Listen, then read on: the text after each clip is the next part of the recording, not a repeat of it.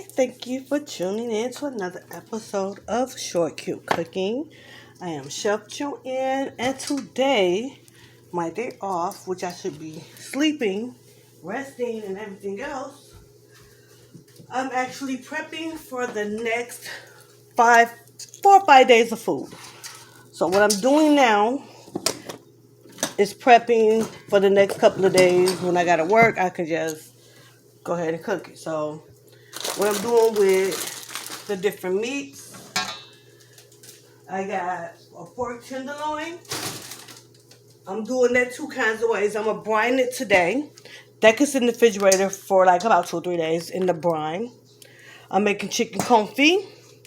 I'm making a seared duck with a pan sauce with mashed potatoes and asparagus. But then I got my fresh peeled potatoes here.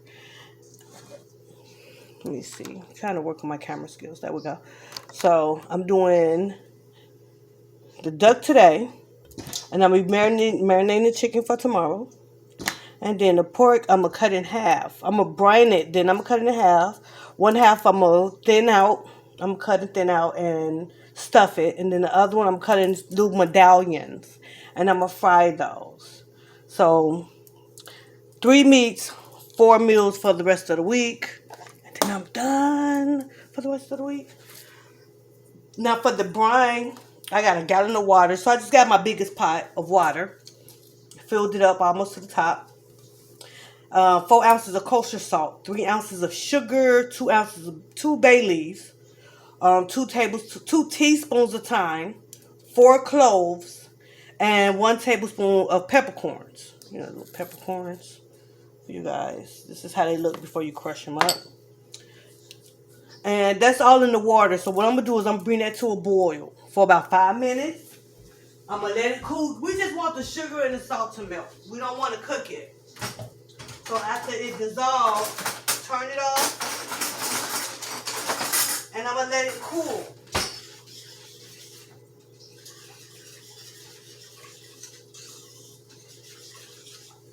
So while I'm doing my brine I got to find my number. While I'm doing my brine for the pork tenderloin,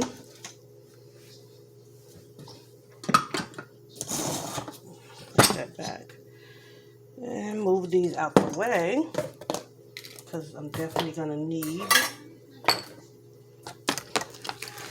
this spot. I'm going to get started on scoring my duck breast. Scoring is just slicing the top part. Nothing too fancy. It just helps some of the fat underneath it to escape. And we're going to wind up making a pan sauce with it, so you don't have to be extremely cute or perfect. This is for the family. You're not selling it unless somebody's coming to dinner. Then you want to get all fancy with it. I just don't like it cutting it too far through. So I just season these with my regular seasonings. And we're going to sear these on top of the stove to lock the flavor in first. And then I'm going to put them in the oven to finish cooking. So this is like a 6-in-1. So that's done. I'm going to heat my oil, the pan up, my oil pan. Now you don't have to do them all at the same time like I'm doing. Because I know a lot of people who are not proficient at cooking. Oh, my beads got wet. Can't put my beads. Gotta take these out. Not supposed to wear them. Okay. So that's done. Now we're just waiting on the oil that I'm going to cook them in to heat up, to sear up. Now you can use canola oil, olive oil, vegetable oil, just any neutral oil to fry them in. So while that's doing, and y'all do see I have my cards. So I do have these, my sister bought me these. I do have these, the actual recipe cards. And then when I ran out, because I got so many recipes, I have these, my index cards. Now having those on hand works all the time. I keep telling you, write your recipes down. Once you find what you like about the dish, write it down exactly how much you put in there, whether it's a pinch or a heaping spoon, however you write it down. That way, every time you make it, it tastes the same. It tastes just as good as it did the last time. No one likes to be like, oh, you know what I had the taste for? And then you make it, but you forgot how you made it, and it don't taste the same. Like, yeah, that's not what I was looking for. People hate that. So, knowing me and my memory, I decided to start writing it down because my memory sucks.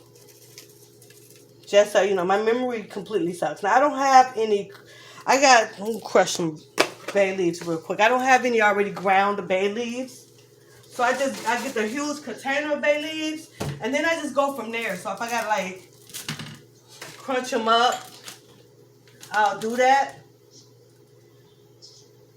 I can't find my nutmeg, which is really weird, because I just used it when I made peach. I just made some peach cobbler cups. Peach cobbler roll. I just made peach cobbler, so everybody know nutmeg goes in peach cobbler. How am I not finding my nutmeg? So the chicken, we're going to be marinating this also overnight. Now with the brine, you can marinate this for 6 hours up to 2 to 3 days. Just don't open and close. You just can't keep opening and closing the bag. This is just me crushing up the bay leaves, because I do not have. Now what I did want to start doing, especially with the chicken confit, is I got this from the Korean store. It's a Korean market down the street from my house here, where I'm at now. And this just pokes holes in the meat so that the seasonings do sink through. And so we got bay leaves in here. So that's about 2 or 3 I just crushed up. Now if you got already crushed or ground, use 1/4 teaspoon. Then I'm using 1/4 teaspoon of the ground cloves. Y'all know I don't measure, because I got to mix it up. And then white pepper.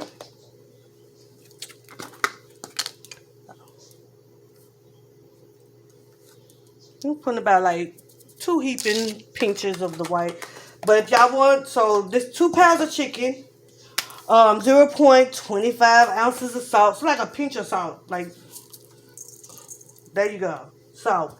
You don't want a whole bunch of salt. So you got 1/4 teaspoon of white pepper, nutmeg, crushed bay leaf, and ground clove. Now what you can do, like I showed you in other pictures, I can pre-make this. Have it already pre-mixed. And whenever you go to make some, if you don't have to make the whole pound, just sprinkle enough on to cover the meat to marinate it in. Y'all can make this in bulk and just have it already ready, because that's how good it is. I don't even know why I haven't made it in bulk yet myself, but it's actually really good. The way it's cooked is extremely weird, because I know y'all see how I did the duck confit and everything. It's cooked the exact same way, but it tastes brilliantly delicious. So that's done. The brine is going to season the meat, and now all I got to do is my potatoes. See, I want to do something different today with the potatoes. I'm doing mashed potatoes for dinner today, and then when I do my chicken confit, I'm going to wind up doing a potato confit also. Okay, so our pot is ready. Just haven't boiled yet. So once it starts boiling, I turn it off. So this is the brine I'm cooking in my big pot. This is the oil I'm heating up for the duck. Now I'm going to sear it skin side down first.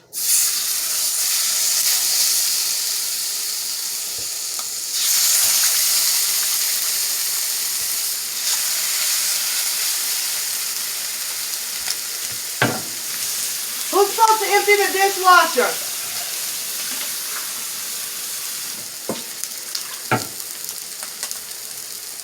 Now the reason I'm using this skillet is because it doesn't have a handle on it. So once I'm done searing it, I put it directly into the oven. I'm going to go ahead and preheat it to about 275. I just like to get it dark on both sides. Before I clean out the dishwasher, I'm going to need that. I'm going to need that done. So I can see what I'm using. Unless y'all want all these dishes I'm finna mess up, y'all can go ahead and add it to what y'all got to wash. You know I don't care. I'll make a mess. What happened? Whose turn was it? No, I was gonna put what I'm using in the dishwasher, so y'all don't have to. I don't have to add to what's dirty. Have you seen my nutmeg? Girl, I It's in the cabinet. Which one? That one. Do that thing, though. Pepper got me. Whew, I'm glad I don't need the food. Because I looked up there. Maybe I'm overlooking it.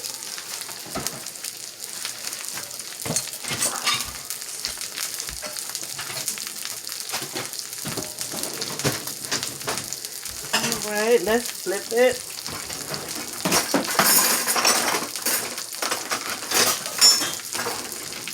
My tongue's in there.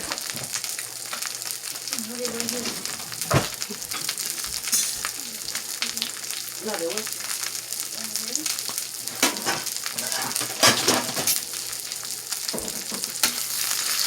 Now, depending on how you like, how dark you like your chicken, your duck breast, this is fine for me.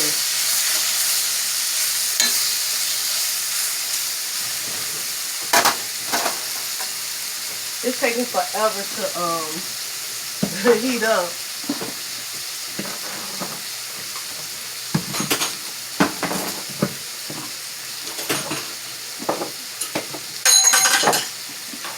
I know I'm not crazy because this is my third time looking in here.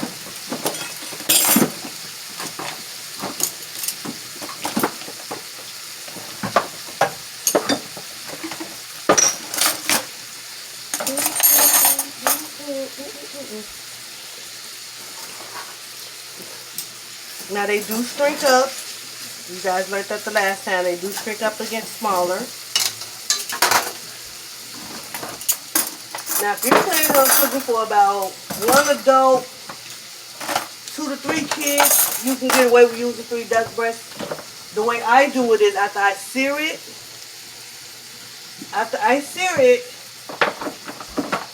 I let them sit. I let them sit for about 10-15 minutes to cool all the way down.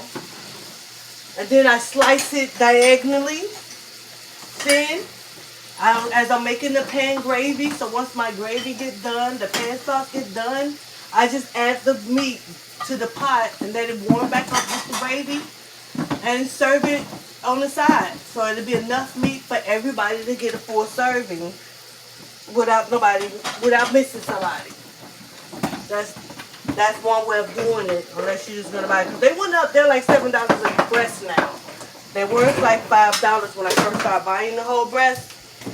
It started out at like $5, but everything's going up in price. So with that being done, get it in there. And then this is how the brine looks. I'm just waiting for. Okay, now it's boiling. So I don't want to overboil it because the hotter it gets, the longer it takes to cool down. Got my nutmeg.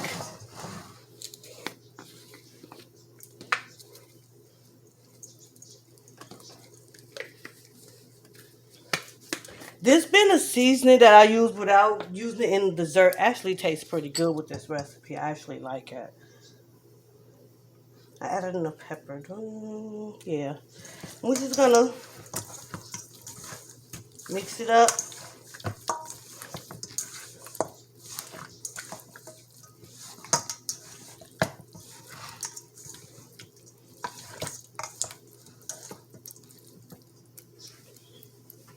Then we'll just stab it a little bit.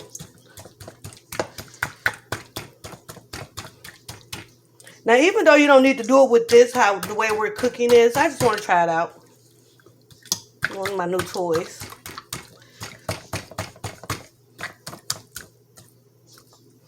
I just want to try it out. Now, once this is done, I haven't washed my hands yet because I'm going to stick my hand right back in the chicken. There will be a waste of soap. So, I'm just putting them all in here.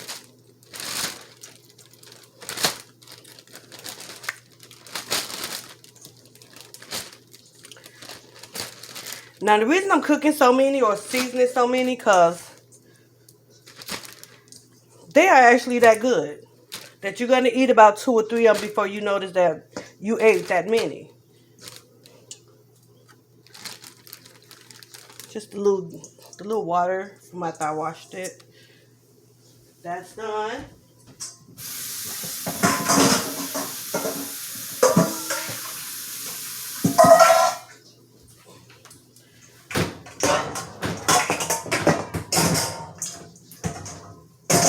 Go ahead and add that to the dishwasher.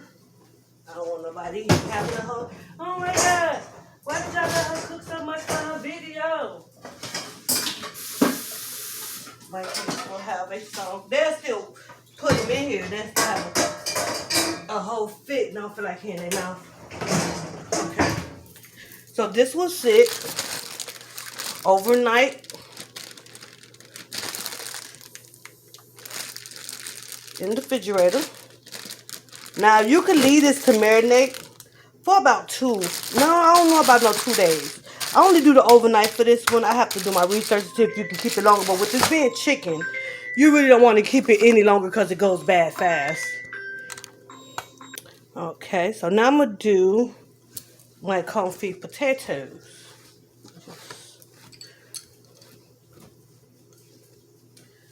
Just wipe this down and be on the safe side.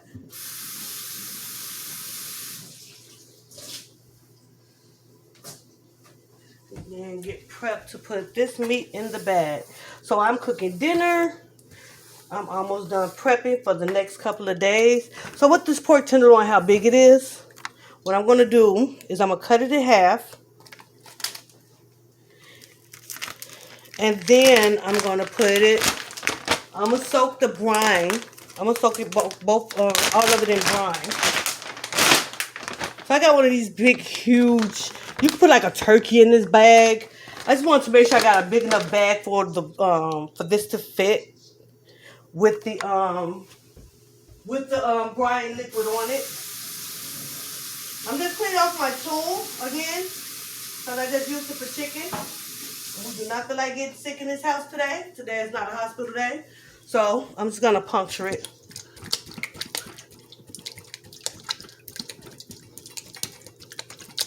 And this is, I know for a fact you can put this in the refrigerator for about up to 3 days. I've brined for up to 3 days. Now with the different meats, it does give you different holding times on how long you can keep something in brine in the refrigerator. I just don't do chicken that long because chicken just goes bad so quick. And I don't like chancing it.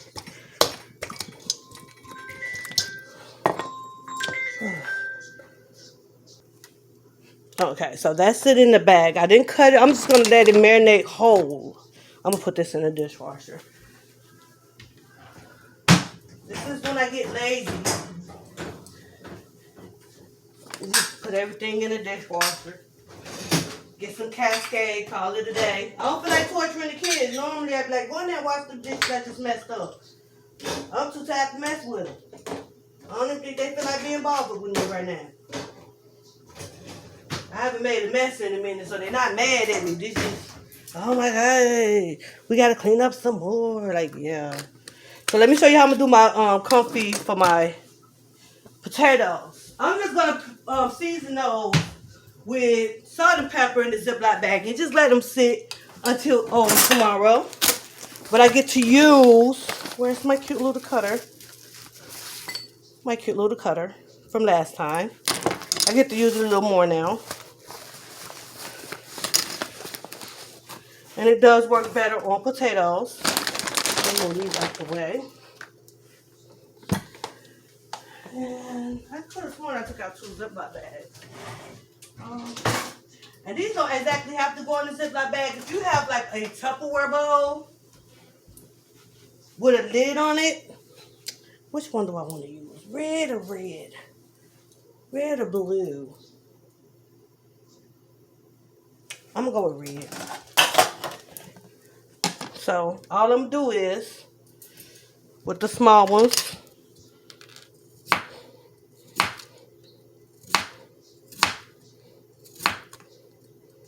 it just cut different. I don't know why I like this thing so much right now. I really do. But I'm not cutting it too thin, but I'm not cutting it really thick. So since this is my first time doing it, I'm going to do 3 different sizes of potatoes.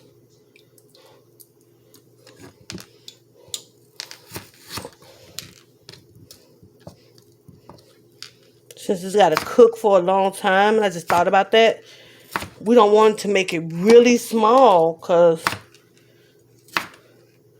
you're doing too small, they'll turn into mushy potatoes before it's done cooking all the way. So yeah, we're going to just make like quarter size. It's still cute how it's cut. It's still cut cute, so that part. But you could just get some of those fingerling potatoes, cut those in half, or get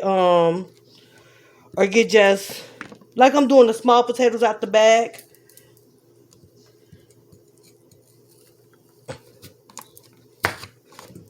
See?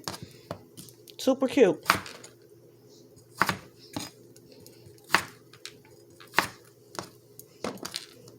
Now I gotta make enough. This ain't gonna be enough. I gotta peel more potatoes. Cause it's 5 of us eating. And we all love potatoes. That's why we go through a bag a week at the most. So that should be enough to just sample with. Add some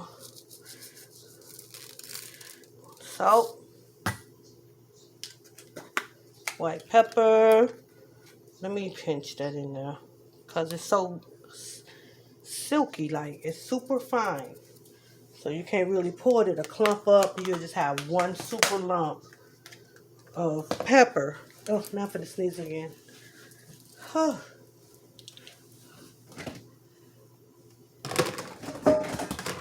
Oh, all right.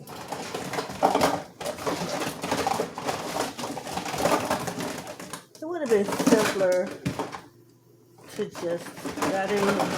Oh, here we go. So I don't feel like mixing up. Do not mind my nails, you guys. My daughter's been practicing. She's getting pretty good at it, but I still gotta do what I gotta do. So I was trying to take them off. So now that we got that, just gonna sit that in the refrigerator overnight. So when I take the chicken out, take these out. I'm not gonna cook them together, even though cooking them the same way because they're gonna be going at different temperatures. So we're not gonna cook them in the same container because the chicken is gonna take longer than the potatoes. So we're gonna do those in separate containers. So there we got it. Yeah, we got it. So my brine is still warm. It's not super hot, but it's still warm. This should give me enough time so I can cut up the potatoes for the mashed potatoes.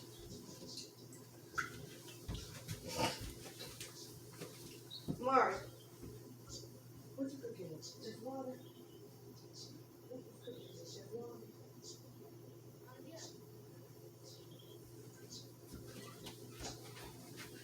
Alrighty. We can get started on the mashed potatoes. Oh.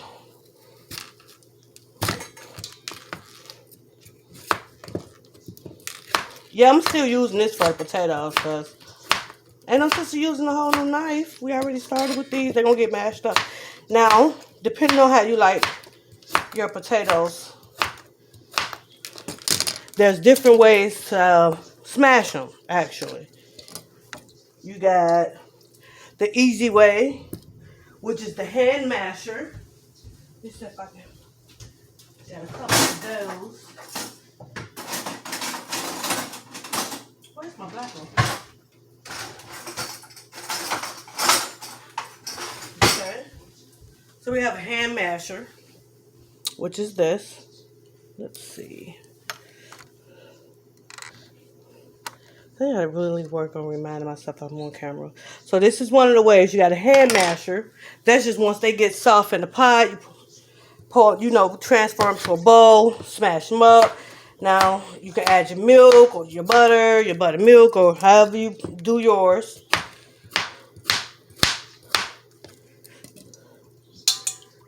And then I have a ricer around here somewhere. Here we go.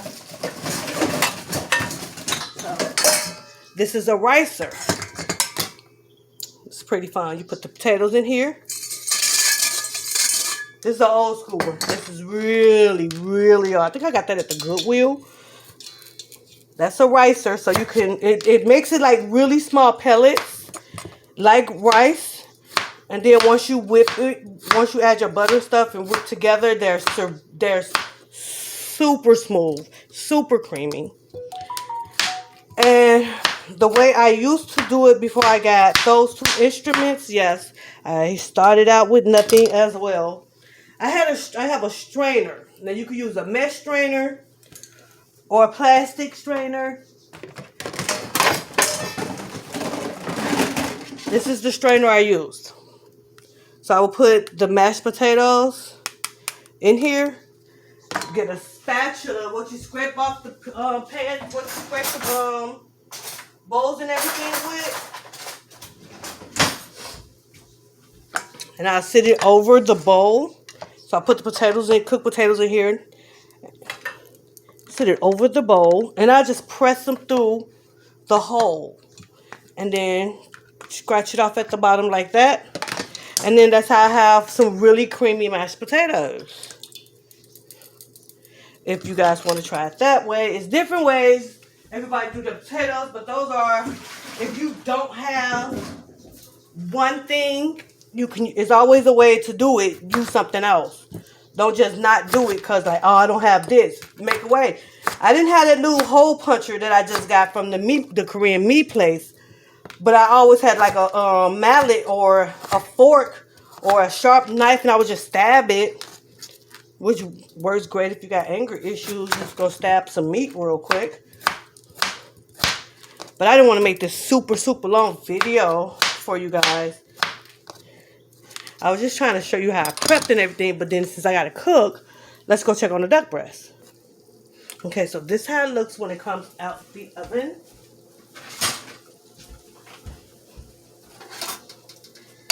Okay. Yeah, they shrink, so normally I do about 5 of these.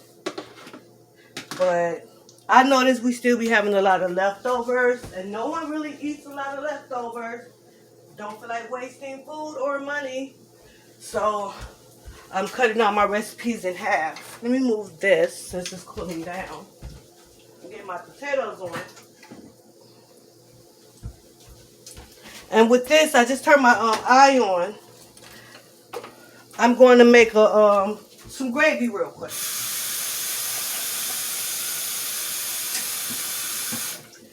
Just so you know, they don't sell duck gravy in a packet. If they do, I haven't seen any. I know they sell duck fat. I've never seen the duck gravy.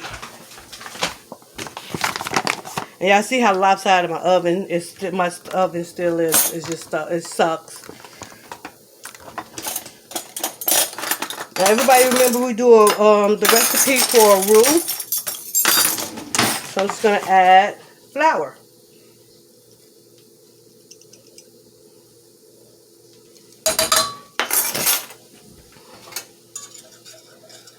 And we're gonna just cook the flour with the oil.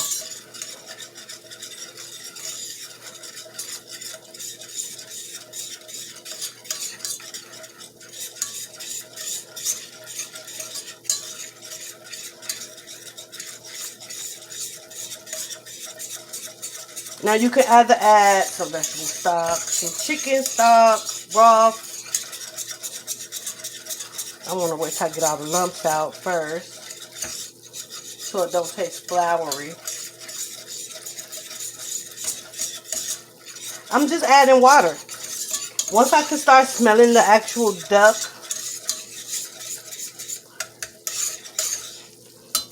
And that's what I want my gravy to taste like. Just add some water.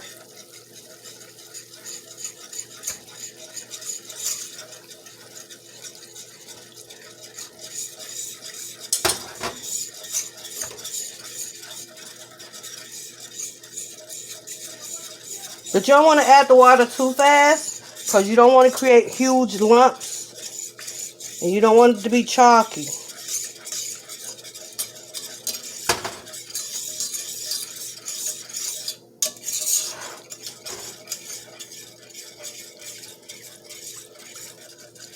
And all the seasonings that was on that fell off the duck breast that got stuck on the bottom comes right off once you start adding the water to it.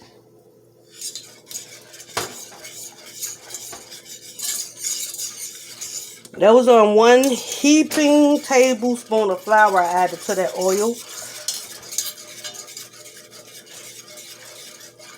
Now, depending on how long you're going to cook it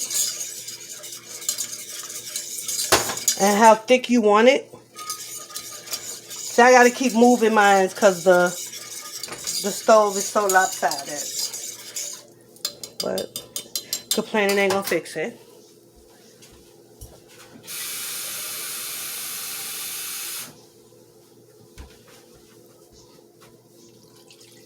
Now that is liquidy. I add about a half a cup of water to it. And then I'm going to let it cook down. Uh-oh. I'm going to let it cook down before I add my duck breast back to it. Because I'm going to cut my duck breast. I'm going to let the duck breast sit. If you cut it right now, as soon as you get it out the pan, all the juices that's on the inside will run out. It will make your meat dry.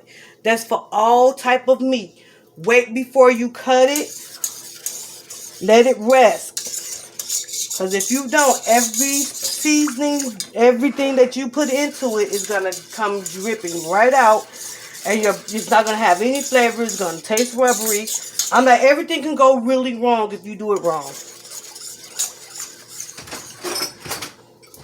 And always taste your gravy. See if you need seasoning in it. Because sometimes it's not enough fat on the bottom of the pan. Which is fat is that crunchy stuff that's on the bottom of the pan. And you might have to add a little salt and pepper to it. It needs a little salt. That's about it. And let it cook a little bit. Other than that, there you have it, you guys. I just cooked dinner for today. Prepped dinner for the next 3 to 4 days. Because hopefully leftovers. Well, we ain't gonna have no leftover duck, but I know we'll have leftover chicken and the pork tenderloin. And I'll just do a video when it's time for me to show you guys how to do, because I think I did a chicken confit already. I'm gonna have to check. If not, I'll just do another chicken confit and upload that. And the pork tenderloin 2 ways. We got